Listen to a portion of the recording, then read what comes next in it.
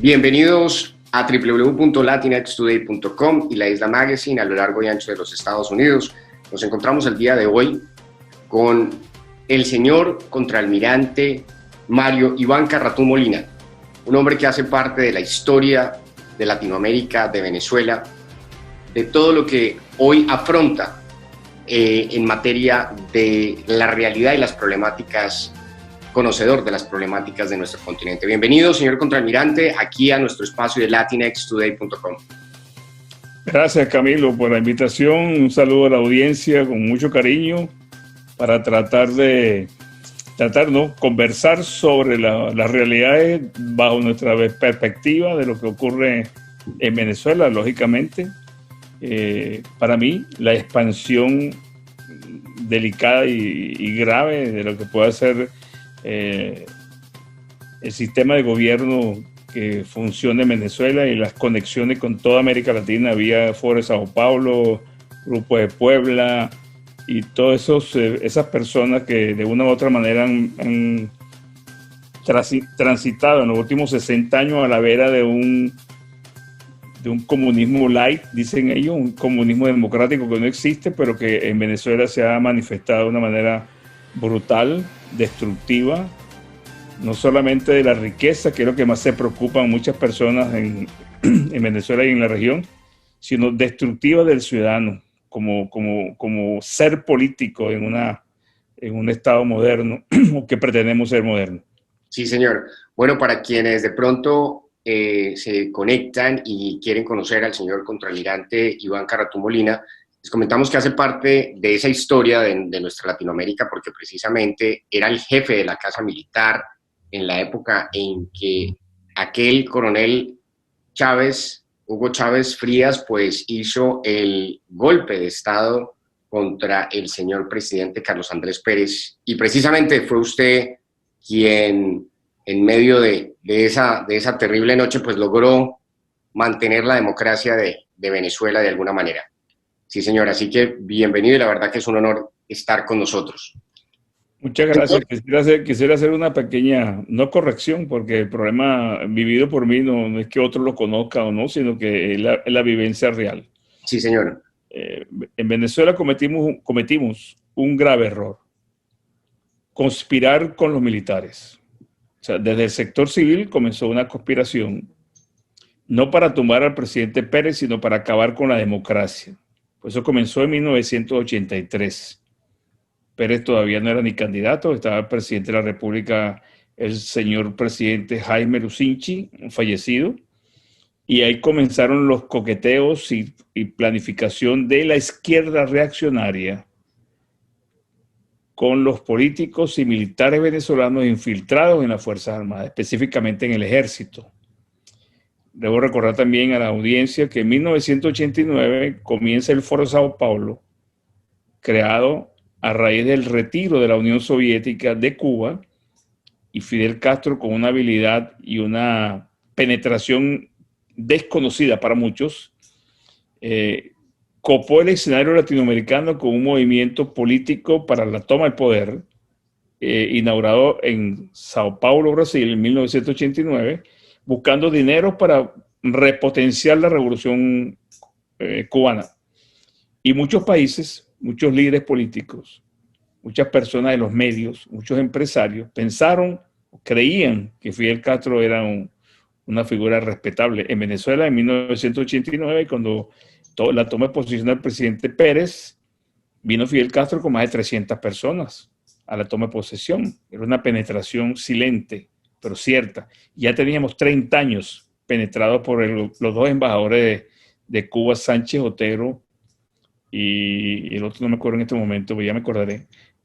Como embajadores de Cuba tuvieron dirigiendo la estrategia de penetración en Venezuela de Fidel Castro por ese periodo de tiempo, hasta que llegó el comandante, tiró el golpe, fracasó, como fracasó Fidel en la toma del cuartel Moncada, y un gobierno democrático lo perdona, lo sobresee, le anula las causales para el delito militar y delito ciudadano de asesino y conspiración contra la democracia desde el sector militar, y el pueblo vota a favor del vengador, del Robin Hood, del zorro de la época.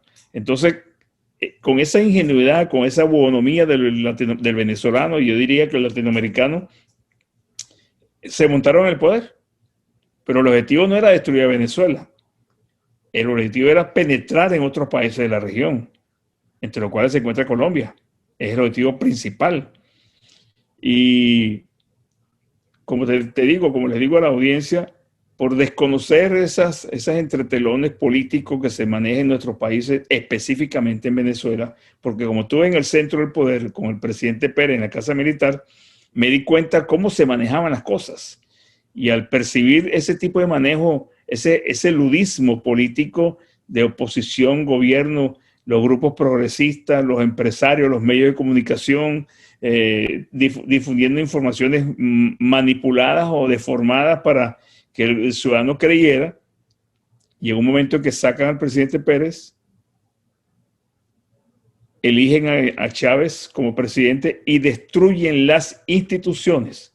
O sea, en Venezuela hay dos efectos muy importantes que no han tomado en cuenta, digo yo, bajo mi perspectiva, que es la destrucción del ciudadano como ente político y la destrucción de las instituciones. Entonces el país está ahorita como en mi época, yo pequeño, había un juguete que llamaban la zaranda, que giraba y al final se caía y no se volvía a poner en pie. Bueno, Venezuela está como una zaranda, girando en el círculo cerrado, con pretensiones democráticas, pero es que tenemos un factor peor, es que no somos libres.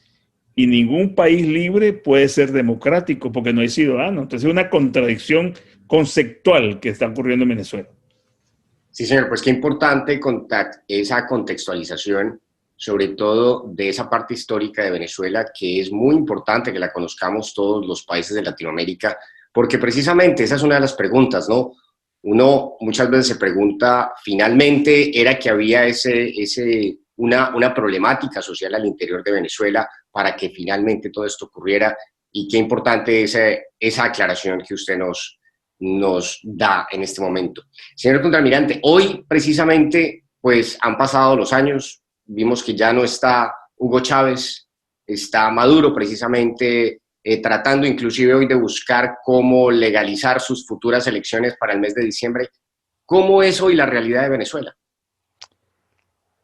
Venezuela es un país destruido institucionalmente, como dije inicialmente, que perdió la orientación democrática, que los grupos de partidos políticos, bases de una democracia, en Venezuela hay 72 partidos políticos, perdieron la filosofía de la conexión social del ciudadano y el partido con una ideología X, buena, regular o mala, como la quieran ver, de izquierda a derecha, como la quieran ver, pero es una ideología que las personas abrazan porque creen en eso. Pero creer en una ideología, en un sistema de político, de manera de gobernar, no quiere decir que tú puedas hacer un buen gobierno. Porque hay un flagelo importante. La corrupción hace cabeza en casi todos los gobiernos que ha habido en Venezuela, directa o indirectamente, tangencial o directamente. Entonces, el ciudadano, a través de los medios, porque están buscando una caída de la democracia, una pérdida de confianza con los valores democráticos y las figuras democráticas, el liderazgo entonces, hollaron en el ciudadano una desconfianza total en todas las personas. No creían en los jueces, no creían en el sistema político, no creían en los partidos, no creían en los empresarios, no creían en los medios de comunicación, mucho menos en los militares. Y cuando cae Chávez, se convierte en el redentor. Y esa sociedad, esa masa social desasistida o huérfana del Estado, se cuadró con el nuevo candidato y el candidato aprovechó esa debilidad del ciudadano e implantó, compró, corrompió a toda una comunidad opositora y gobierno, pues lo estamos viendo en este momento en Venezuela. Y salir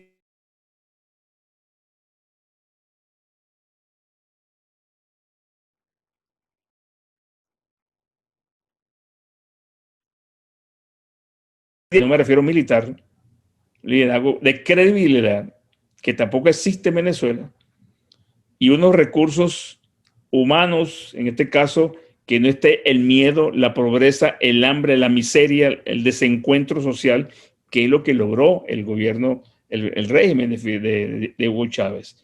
Entonces, estamos en una situación, para responderte a tu pregunta, bien confusa, desorientados, sin dirección política, sin credibilidad y esperando que alguna mano bondadosa se apiade de Venezuela y lo ayude desde afuera. Pero esa mano piadosa que ayude desde afuera, que pueden ser la comunidad internacional, pueden ser los Estados Unidos, puede ser Brasil, puede ser Colombia, puede ser la Unión Europea, cualquier país, cualquier grupo que se conduelan o que sientan el padecimiento de los venezolanos como derechos humanos, puedan influir. Pero se corre el peligro de que regresemos a etapas superadas porque todavía el cuerpo social no se sana solamente con la salida del régimen actual. Requiere un tiempo adicional, que es una transición política, con una dirección de recuperar el país y sinceramente yo no veo eso en la planificación política de los grupos opositores. Llámese Guaidó, llámese López, Ledesma, Ramos Ayú, los líderes de los partidos políticos venezolanos. Repito, son 72 partidos. Entonces, yo no la veo imposible. Pero tenemos que buscar transformar el ciudadano pasivo en ciudadano activo y no en violencia, sino que alce la voz y se haga respetar, se haga sentir. Y eso no ha ocurrido porque en Venezuela todos los ciudadanos dependen de lo que diga el líder político. Si el líder político dice A, la sociedad dice A. Si dice B, dicen B. Entonces, la sociedad, que es el músculo social de una democracia, está también enflaquecido, está disminuido, y eso es grave para cualquier país. Y eso facilita el totalitarismo. Precisamente, de acuerdo a lo que nos está comentando, señor vicealmirante, pues estamos a menos de 40 días de las elecciones aquí en los Estados Unidos, de las elecciones presidenciales. Vemos unas encuestas donde Joe Biden en este momento está casi 6 puntos por encima del actual presidente Donald Trump. El presidente Donald Trump se ha reunido con la comunidad venezolana en los Estados Unidos. ¿Qué puede pasar de acuerdo a ese escenario, dependiendo del próximo huésped de la Casa Blanca frente a Venezuela? Fíjese lo siguiente. La preocupación de los Estados Unidos en América Latina, yo la veo a dos perspectivas. Una, el mantenimiento y la defensa de los valores que hacen a la democracia, ¿verdad? Mantener un sistema democrático que se acerque más a las corrientes ideológicas de Occidente y que se acerque más a evitar la penetración o la infiltración de sistemas comunistas que fuimos penetrados hace 5 años antes que muriera Chávez. Y América Latina estaba penetrada totalmente, todavía está, pero no aparecen en funciones de poder. Y la segunda parte, que a mí me parece es la más importante y la que tenemos que observar bien, es la seguridad hemisférica. Pero no la seguridad hemisférica porque yo diga que tengo un portaaviones y tengo 80 aviones F-35 y tengo 10.000 miembros de infantería marina norteamericana y que van a penetrar bombardeando y acabando con lo que esté en el país. Sino que Venezuela es actualmente el punto focal de la expansión del terrorismo, socio del narcotráfico y aparte de ello, pieza fundamental de la penetración ideológica en todo el continente. En los años 90, yo estaba en la casa militar con el presidente Pérez. En Colombia estaba entregando el presidente Virgilio Barco y recibía el presidente Gaviria, sí, en ese entonces. Tuve mucha comunicación, porque había una comunicación muy fluida entre ambos presidentes y en mi cargo yo tenía una relación directa con el jefe de la Casa Militar y con los embajadores de ambos países y las visitas que se hacían mutuamente, Pamplona, Cartagena, Bogotá, Mérida, Táchira, etcétera, y en las cumbres internacionales. En esas cumbres, por cierto, a mí me sorprendía que Fidel Castro iba y era prácticamente aclamado por los gobiernos de todos los países donde el presidente Pérez asistía como invitado. Colombia, Ecuador, Perú, Argentina, Brasil, Costa Rica, Nicaragua, Honduras, México. Yo fui a esos países con el presidente Pérez y percibía una inclinación muy grande por la corriente ideológica y el quehacer de Fidel Castro en América Latina. Era aclamado, era admirado. En el 89 en Venezuela todos los grupos de intelectuales, pintores, artistas, cantantes, en un orden de casi 2.500 personas, firmaron un documento de bienvenida a Fidel para que las Naciones Unidas y para que la OEA le diera cabida a Cuba de nuevo en la Organización de Estados Americanos. Y yo decía, pues, si somos un asesino, ¿cómo es posible que le estén pidiendo la entrada cuando Venezuela fue la que lo expulsó de la OEA por una serie de cosas que pasaron en los años 60 y todavía, 30 y pico años después, estemos ¿cómo te digo? Estemos tapando los objetivos de aquel entonces para borrar todo y comenzar a recibir a Fidel. Fidel Castro fue a la Academia Militar, Fidel Castro fue a la Universidad Central, a los sindicatos, a los empresarios, a darles charlas, y charlas de 3, 4 horas. Y decía, bueno, ¿cómo es posible que esto esté ocurriendo en Venezuela, que es una democracia la más antigua de América Latina, prácticamente? Bueno, eso fue la penetración. Y cuando íbamos a los países estos que visitaba el presidente Carlos Andrés Pérez, fallecido, me daba cuenta de esa admiración. Y más aún, me disculpen los colombianos, y ustedes, porque yo respeto mucho el gentilicio y la soberanía de los países, que uno de los principales operadores de Fidel Castro era García Márquez. Y entonces yo me daba cuenta que este señor tenía una penetración en todo el continente, solamente por escritor, aclamado escritor, laureado escritor, ejemplo de América Latina o de la hispana, pero con unas tendencias que no se compadecían con la democracia y con la libertad que había en nuestros países. Entre el 90 y el año 89, en el año 98, en América Latina cayeron 5 gobiernos.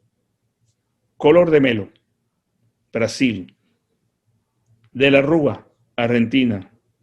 Elías Maguad, Ecuador. Sánchez de Lozada, en Bolivia. Salinas de Gortari, en México, y Pérez en Venezuela. ¿Por qué cayeron? Por la corrupción y porque los grupos sociales de menos ingresos se fueron a las calles.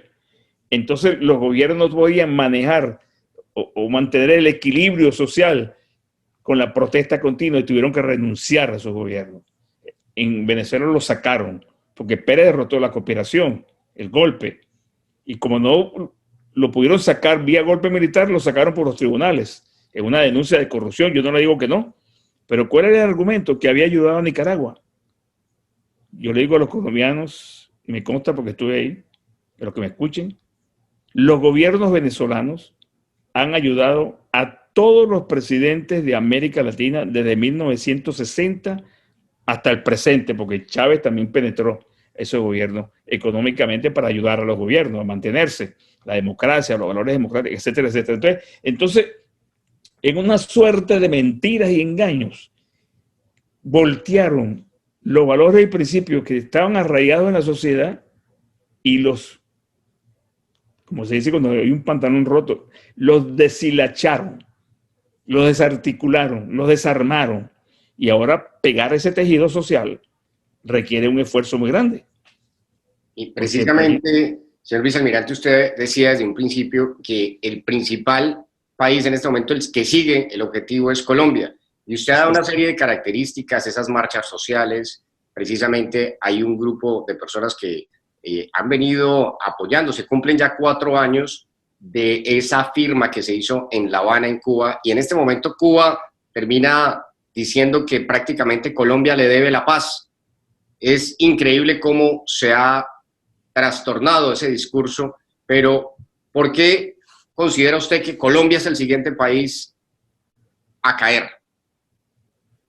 Bueno, primero que todo te pido disculpas si emito un juicio de Colombia, porque no es mi país, pero yo tengo grandes amigos en Colombia, oficiales de la Armada colombiana por casi 30 años, oficiales del ejército, los conocí por mucho tiempo, hablamos con mucho tiempo. Después, como agregado de defensa, tuve una relación muy, muy fuerte con el embajador, con el agregado de defensa colombiano en Colombia, en Washington, el general Bedoya, y tuve también una excelente relación con un almirante que falleció en un accidente aéreo, el vicealmirante Matallana. Estudió conmigo en California y fuimos compañeros de estudio y amigos personalmente, y teníamos mucha relación. También visité mucho al doctor Londoño, que tiene un programa de televisión muy, muy importante, y sufrió un atentado. Y con ellos hablaba periódicamente. Yo he ido a la Universidad Sergio Arboleda 4 veces a hablar del caso venezolano, pero como soy militar, y el militar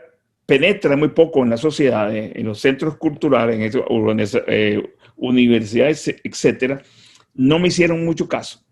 O sea, me escucharon, pero no vieron el monstruo tan grande como yo lo veo. Y a lo mejor pensaron que por los valores democráticos de la sociedad y los valores de la sociedad política, eso se diluye, se controla. ¿Por qué Colombia es un objetivo?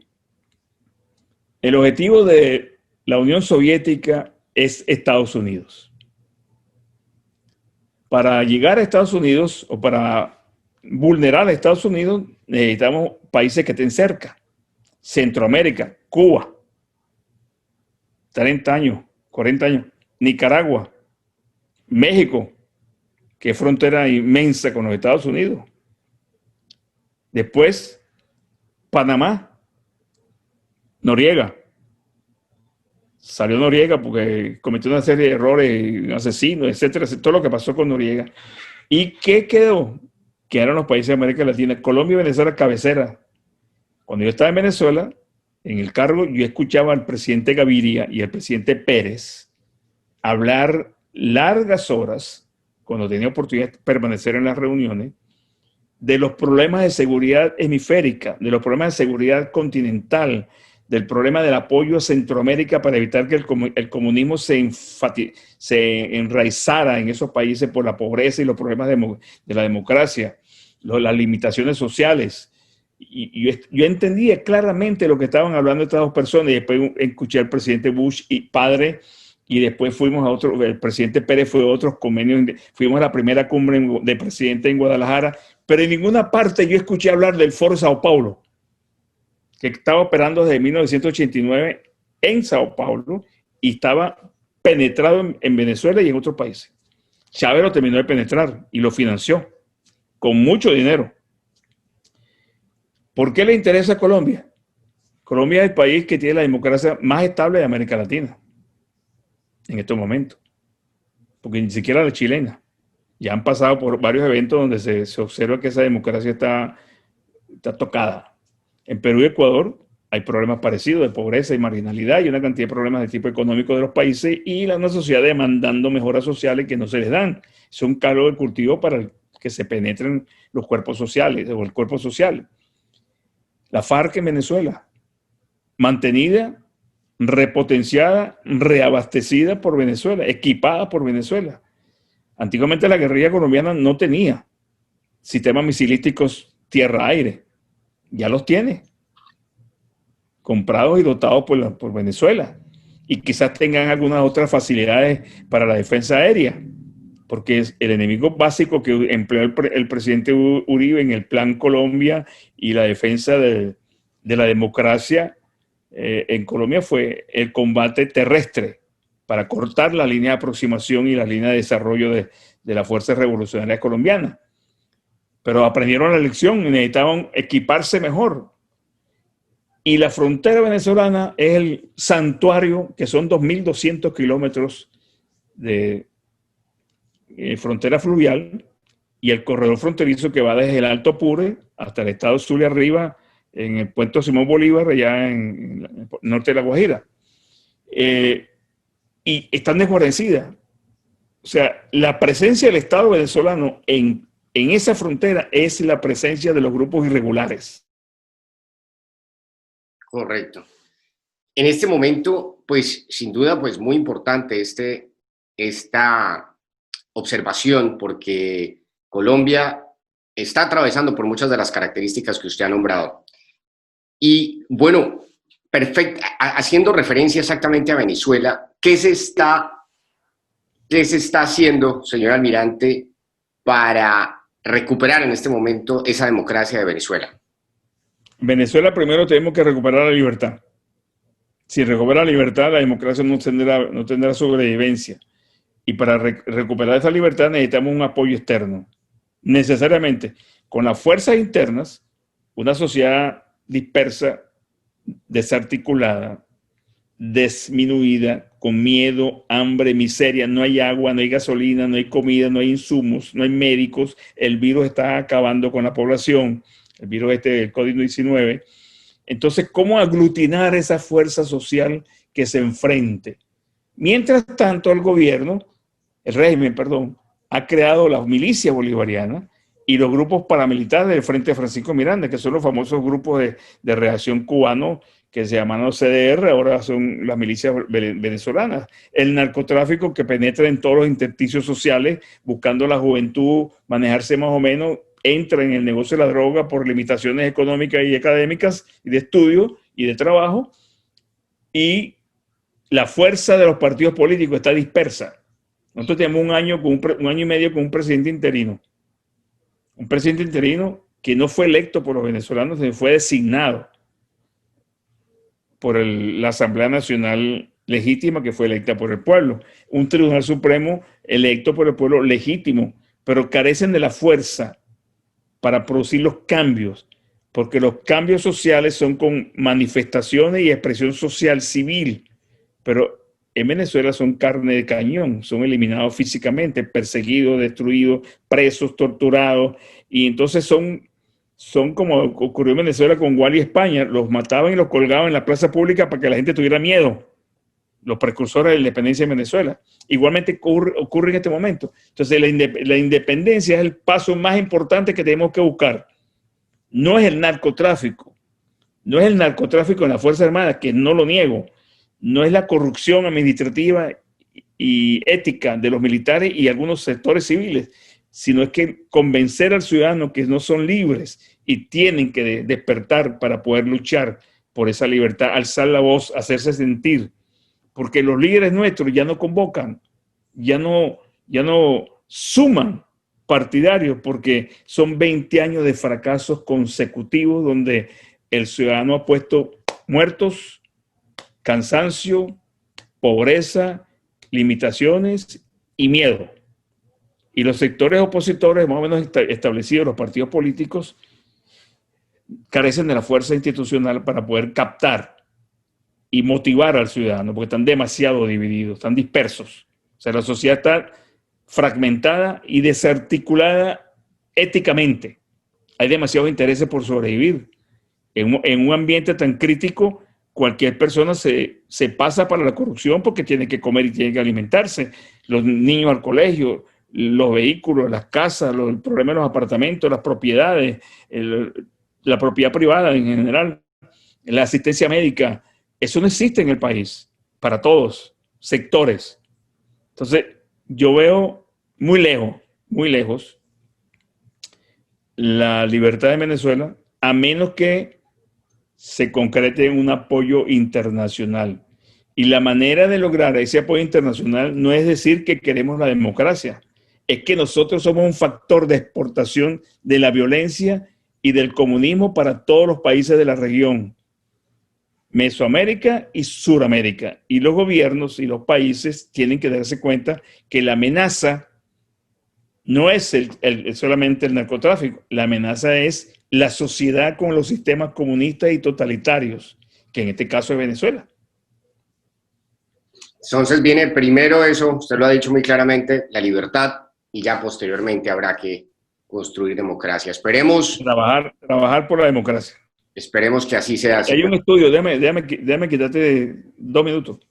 Hay un estudio de las Naciones Unidas para el Desarrollo en el año 2004, un estudio conducido por el ex canciller argentino Dante Caputo.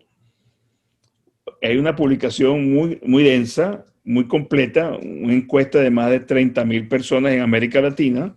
Dice, democracia para latinoamericanos y latinoamericanas. En una de las partes de ese estudio, el 67% de los latinoamericanos dice en la encuesta que no les importa la democracia, que no les importa qué sistema de gobierno se establezca en cada país. Lo que le importa es que le resuelvan el problema de la vivienda, de la educación y del trabajo. Si los sistemas democráticos no se abocan en los próximos tiempos a responder a la demanda social, nosotros viviremos en una tómbola de conspiraciones, violencia política, violencia militar, narcotráfico y una serie de ilícitos que polulan alrededor de estas cosas que van a hacer la vida imposible y el desarrollo en libertad va a ser muy difícil. Correcto.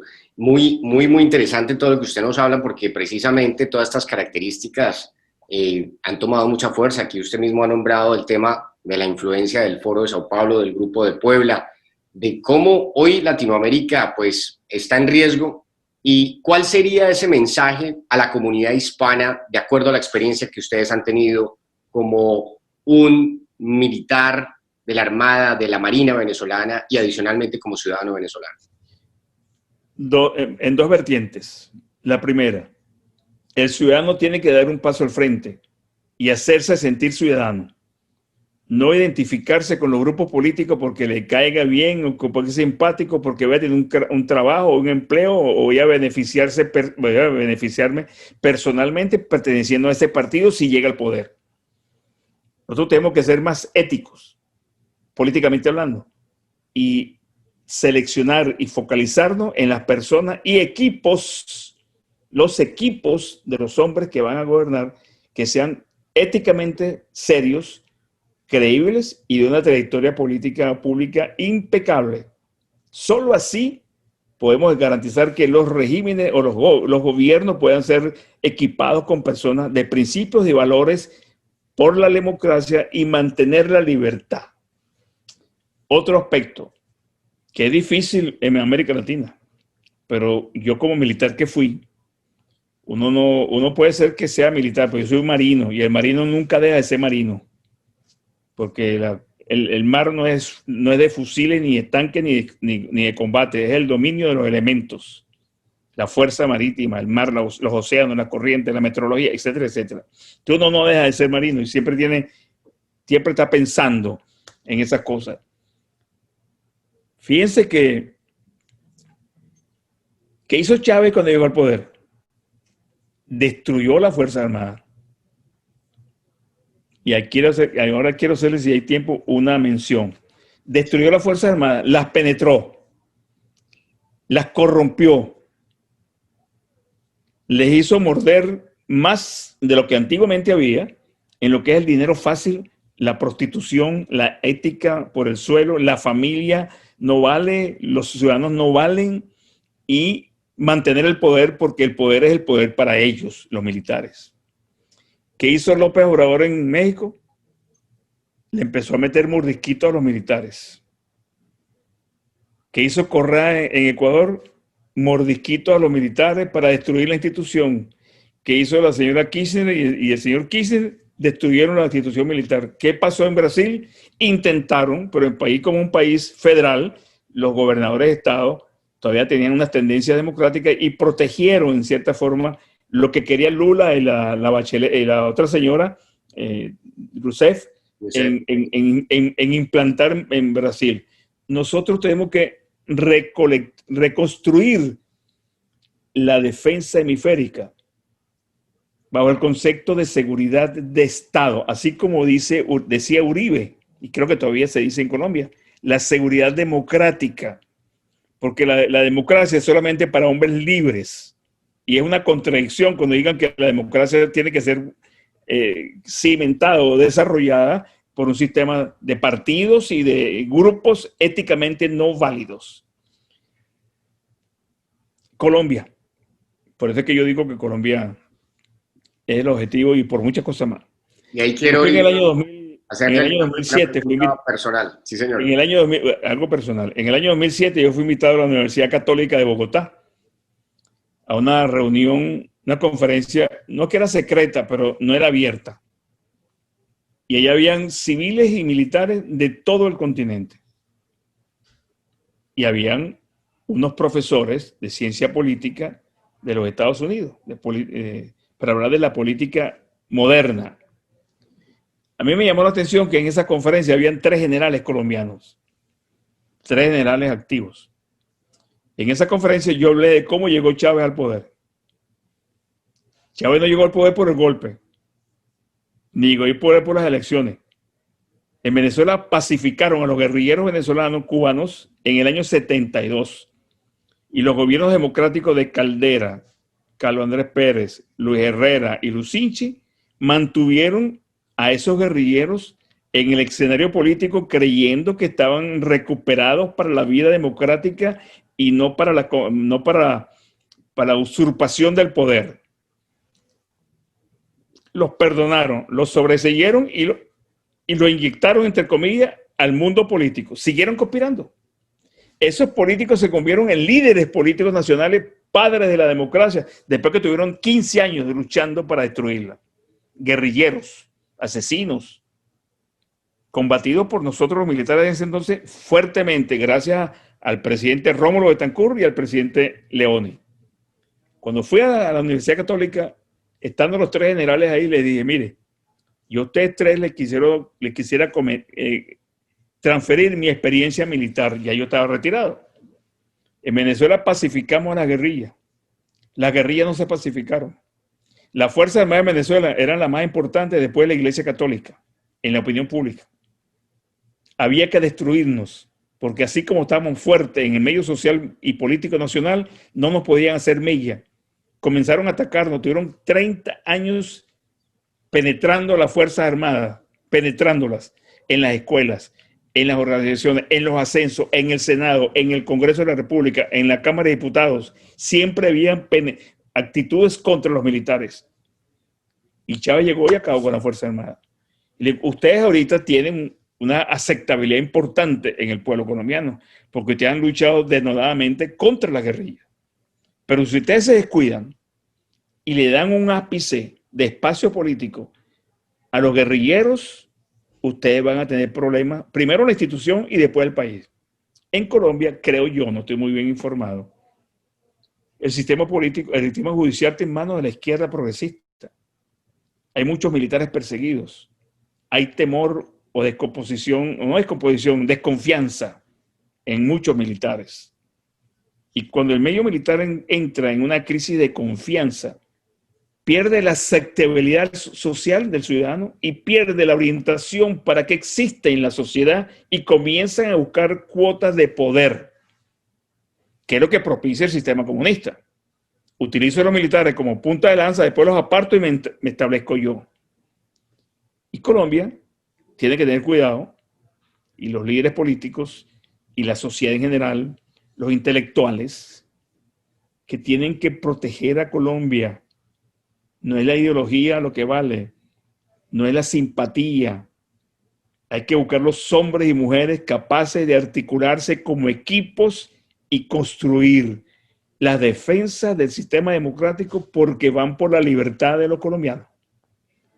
Usted ha hecho, señor contraalmirante, una radiografía real de lo que en este momento está viviendo Colombia. Precisamente a través de ese acuerdo habanero, pues hoy tenemos a los grandes terroristas de las FARC en el Congreso, y fuera de eso, pues en este momento el trabajo que se viene haciendo va directamente a acabar con la Policía Nacional, con el Ejército Nacional, con la Armada Nacional, con la Fuerza Aérea, que es lo que hemos visto en las últimas semanas. Precisamente, pues, qué mensaje tan importante el que usted nos deja a toda la comunidad hispana de Latinoamérica de poder recuperar esa ética, esos principios y esos valores para tenerlos ahí como base de esa democracia. En una pregunta ya muy personal, usted ha sido uno de esos hombres muy valerosos. Llegar al grado de almirantes requiere más de 30 años al servicio de una institución. Posteriormente de que sucede todo esto y usted tiene que dejar su país por la historia que conocemos los hispanos, ¿qué ha pasado? ¿Existe hoy como una rivalidad entre los militares que están hoy en Venezuela y quienes hoy defienden la democracia? ¿Cómo está ese escenario? Entre los militares retirados y activos, ahora, en este momento, después que pasó el flagelo o la fiebre de Hugo Chávez cuando murió, y este gobierno, este régimen ha destruido lo que quedaba en el país los militares porque estos militares fueron formados por Chávez desde el año 2000. Estamos en el 2022, ya ellos algunos son generales y el resto son formados bajo esa estructura de formación ideológica de cubanos en el país, porque iban a la academia militar a darle clase a los oficiales y cadetes que se iban a graduar próximamente. Se le fueron inyectando el compromiso político social, donde el comunismo rescata el valor del hombre y lo que ocurre es lo contrario después que están en el poder. Entonces, en esos militares actualmente hay una comunicación silente, porque hay desconfianza, mucha desconfianza entre los activos hacia nosotros, los retirados. Y los retirados que éramos más o menos sólidos en la lucha y bien vistos por los militares, fuimos perseguidos y fuimos sacados del país y algunos eliminados físicamente. El general Vivo fue prácticamente golpeado. El mismo general Baduel, que fue parte del chavismo y tiene 9 años preso, y los hijos presos. Entonces han ido acabando las pequeñas figuras, o no figuras, las pequeñas centros de liderazgo militar que podía existir para aglutinar a esa Fuerza Armada. Y por otra parte, a quienes yo llamo jovenzuelos, que son los políticos jóvenes, Chávez para acá, 92 para acá, que le echan la culpa a los militares de lo que pasó. Claro, el gobierno se montó en las Fuerzas Armadas para mantenerse en el poder, pero la Asamblea Nacional dirigida por Guaidó no ha legislado nada en función de materia militar. Nada, ni ha tocado, ni siquiera en una coma, la reestructuración y la reducción del pie de fuerza militar venezolano y reducción de los generales, que son como 2.000, 1.500. No hay capacidad en Venezuela para mantener ese volumen de oficiales de ese rango. Aparte que no tienen las calificaciones. Entonces, en lugar de unir esfuerzos, en lugar de centrarse, porque el militar no quiere poder. Chávez llega al poder porque es electo y porque lo perdona un gobierno democrático. Si no, estuvieran en las rejas todavía. Pero lo perdonaron y jugaron a perdedor con el golpista asesino. Cuando llega al poder, ¿qué dice? Los militares que nos alzamos son héroes. Los militares que no se alzaron, que defendieron la democracia, que era el 95%, son traidores. Ahí partió en 2 pedazos la institución militar. Y los civiles, me refiero a los civiles, no los ciudadanos, los que estaban en posiciones de poder del Estado, no dijeron nada. Fidel Castro fue la noche que Chávez recibió el poder y fue a la academia a ver el salón de honor donde estaban los fallecidos en la lucha guerrillera. Era un sitio de honor para el ejército venezolano. Y Fidel Castro se burló esa noche de los muertos y de toda la tradición militar democrática que hubo en ese entonces. O sea, eso tiene que recuperarse, porque la institución militar no es la culpable de todos los males. Porque la conjura en Venezuela con Chávez no era solamente militares, era la mayoría del establecimiento político opositor a Pérez, COPEI, Acción Democrática, Partido Comunista, el MAS, los grupos progresistas, empresarios, medios de comunicación. Entonces todos conspiraron para sacar a Pérez, lo sacaron, y cuando lo sacan se consiguen que no hay instituciones, no hay liderazgo político. Chávez se montó y acabó con todo. O sea, hay que unirse, pero unirse bajo una perspectiva real de unión, no de interés por utilizar. En Venezuela los militares no quieren el poder, quieren zafarse de ese problema y recuperar su espacio en la sociedad como era antiguamente, en mi época. Pero eso está prácticamente negado. No quieren nada con los militares, ni siquiera hablar. Fíjense, a Guaidó le dijeron, nombra un ministro de la Defensa. Hace 19 meses, no lo nombró. Ha podido agarrar un retirado serio, respetable de esa época y nombrar un Estado Mayor y mandarlo para Washington a coordinar con los norteamericanos. Mandó un comisario policial. No es que sea malo, sino que el nivel de un comisario no es el mismo de un general comandante de una fuerza o de la institución militar. No, entonces se han equivocado en el manejo de la política militar y se siguen errando. Cada vez hay una separación mucho más grande y mucho más abierta entre la institución militar, que es del Estado, y los partidos que no aparecen en la Constitución Nacional como instituciones del Estado. Entonces, ahí hay una contradicción que tiene que manejarse con habilidad e inteligencia política para rescatar el país. Muchísimas gracias, contraalmirante Mario Iván Carratú Molina. Este resumen histórico que usted nos ha dado el día de hoy, pues sin duda sirve muchísimo para contextualizar la realidad latinoamericana, venezolana, la amenaza que representa Colombia, que sin duda esta semana precisamente ha sido bastante golpeada por todos el listado de lo que usted nombró, y sin duda lo que viene y lo que tiene planeado el Foro de Sao Paulo, el Grupo de Puebla, y esperemos que realmente podamos tomar conciencia en Latinoamérica frente a estas problemáticas. Ha sido un placer, ha sido un honor tenerlo aquí en nuestro estudio. Un momentico. Sí, señor. Deme una colita. Yo estuve en el Jockey Club de Bogotá, me invitaron a un almuerzo, un senador, no me acuerdo, de apellido Muñoz, creo que era, y escuché a un candidato presidencial de apellido Serpa, que estaba en la mesa al lado, no lo conocía. Y ese señor hablaba como yo si estuviera escuchando a Chávez hablar en Venezuela. Los mismos conceptos políticos. Y yo, oye, qué extraño que este señor, y usted que después me di cuenta o pregunté, y era de tendencia de izquierda.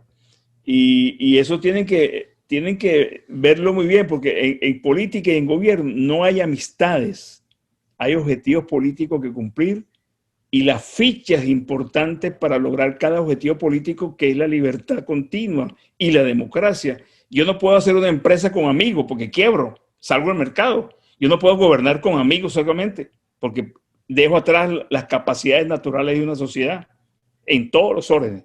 Entonces, eso tiene que recuperarse. Qué importante. El partido divide para triunfar. Divide para llegar al poder. Y al dividir, hace vulnerable a la sociedad. Esa famosa frase de divide y triunfarás. Exactamente. Y sin duda, pues muchas veces en el ámbito político, como usted lo dice, se demerita muchas veces a los militares, al grupo policial. Y precisamente, mire la historia, por ejemplo, en el Cono Sur, en Argentina, cómo los militares jamás imaginaron que después de la llegada de ciertos gobiernos fueran a tomarla en contra de ellos, al punto de acabar el prestigio y la legitimidad de los militares. Luego, lo que usted nos acaba de contar de Venezuela, y hoy, sin duda, lo estamos viendo a flor de piel en este momento en Colombia, que esperemos que no se siga repitiendo la historia. Colombia, Panamá, Costa Rica. Ese es el objetivo. Ese es el movimiento que se está generando el Grupo de Puebla y el Foro de Sao Paulo. Colombia, Panamá, Costa Rica. Qué interesante. Hoy, por fortuna, contamos con estas herramientas que a través de una entrevista y una conversación con personajes como usted, que hoy tenemos ese lujo de tenerlo acá, pues lo agradecemos y esperamos poder llevar ese mensaje de ética, de principios, de valores en materia del valor tan importante que significa la libertad para los pueblos. Muchas gracias, señor contraalmirante Mario Iván Carratú Molina, por estar con nosotros en nuestro espacio aquí en latinxtoday.com, en la Isla Magazine, aquí a lo largo y ancho de los Estados Unidos, y esperamos poder también tenerlo próximamente, de acuerdo a cómo siguen avanzando estos hechos que son hoy están muy presentes en toda nuestra realidad latinoamericana y no todo nuestro continente americano. Porque incluso hay algo importante, ¿no? El miedo, se dice, ¿no? Se dice en este momento que el miedo de lo que pasó en Venezuela hoy también está tocando fibras en los ciudadanos estadounidenses. Hay un dicho que me copié yo, creo que del Libertador. Detrás del miedo se esconde la libertad. Mientras los pueblos tienen miedo, la libertad se pierde, es inversamente proporcional. Entonces tenemos que luchar para dominar el miedo, unidos, y lo mismo que las tropas no son valientes porque son valientes, es porque están unidas y organizadas para defenderse o defender. Entonces la unión social es necesaria para poder defender los valores democráticos y la libertad en todos los países. Un abrazo a los colombianos, un abrazo para ti, gracias por la invitación. Estoy pendiente siempre, estoy a la orden. Si consideras en alguna oportunidad volver a hablar, algo más específico, algo más al día del problema venezolano y su influencia. La frontera venezolana es una frontera caliente, pero a la vez porosa. Es terrícola, terrestre, es fluvial. desguarnecida. El Estado no está presente en todo el corredor fronterizo desde La Guajira hasta al nacimiento del río Orinoco. Y ahí hay que poner el Estado. Así es, sí, señor. Muchas gracias por estar con nosotros. Y también vuelvo y tomo parte de sus palabras porque precisamente usted acaba de decir algo fundamental, que es el miedo. Y aquí hago una acotación porque, recordando un poco el tribunal de Nuremberg, que fue donde llevaron a los nazis precisamente después de la Segunda Guerra Mundial, allá Hermann Göring, que era el teniente mayor de Adolfo Hitler, a sus 75 años, dijo, le preguntaron, ¿cómo lograron que el pueblo alemán aceptara todo a lo que se sometió? Y él dijo, mire, no importa si es el nazismo, si es el comunismo, si es el socialismo, llámelo como usted quiere llamar, pero si usted logra meterle miedo a la sociedad, usted puede hacer lo que quiera. Esa fue su respuesta. La domina. Domina la sociedad. Gracias. Muchas gracias, Camilo. Almirante Iván Carratú, qué lujo poderlo tener con nosotros, y muchas gracias por compartir su experiencia y, por supuesto, todos estos mensajes que son importantes para reflexionar frente a esta realidad que vivimos hoy en todo el continente americano. Un abrazo, Camilo, gracias. Muchas gracias. Buenas tardes.